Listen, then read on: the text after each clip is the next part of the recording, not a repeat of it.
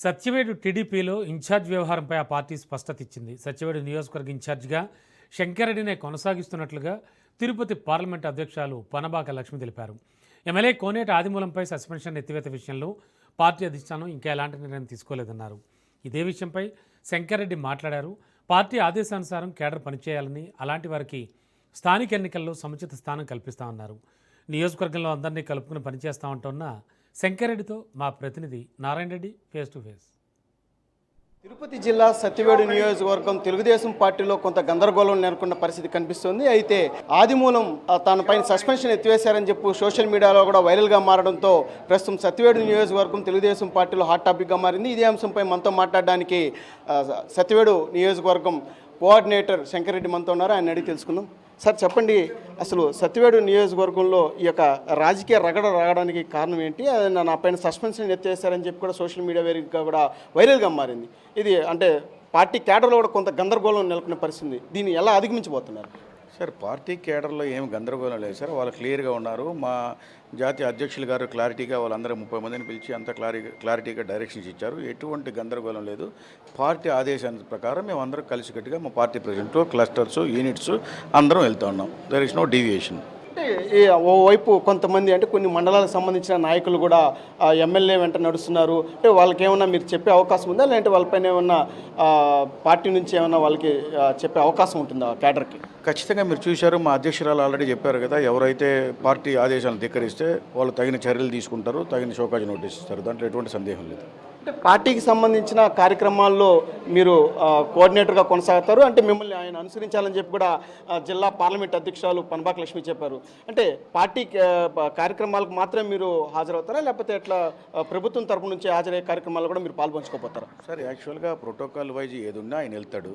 Party ఆదేశాల ప్రకారం కార్యకర్తలు మమేకం చేసుకుంటూ పార్టీ ప్రోగ్రామ్ చేస్తూ మా కార్యకర్తలకు ఏ అవసరాలు వచ్చినా అండదండలు ఉండి వాళ్ళని ముందుకు తీసుకోవడం నా బాధ్యత. యాజ్ ఏ ఎమ్మెల్యేగా ఆయన ఏమైతే హక్కులున్నా ఆయన చూస్తాడు, అంతే. ఇప్పుడు వరకు ఆయన పైన సస్పెన్షన్ అయితే కొనసాగుతుందో ఎత్తేసారా?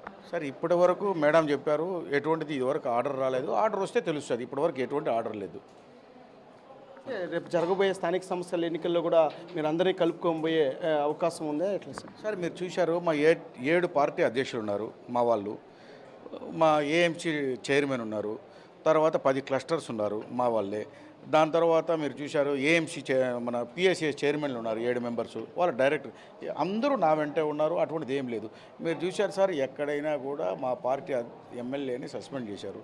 అంతో ఎంతో ఆయనకి తెలిసిన వాళ్ళు, అంతో ఎంతో కొంత సర్కిల్ అనేది ఉంటుంది కదా ఏదో మనిషిగా.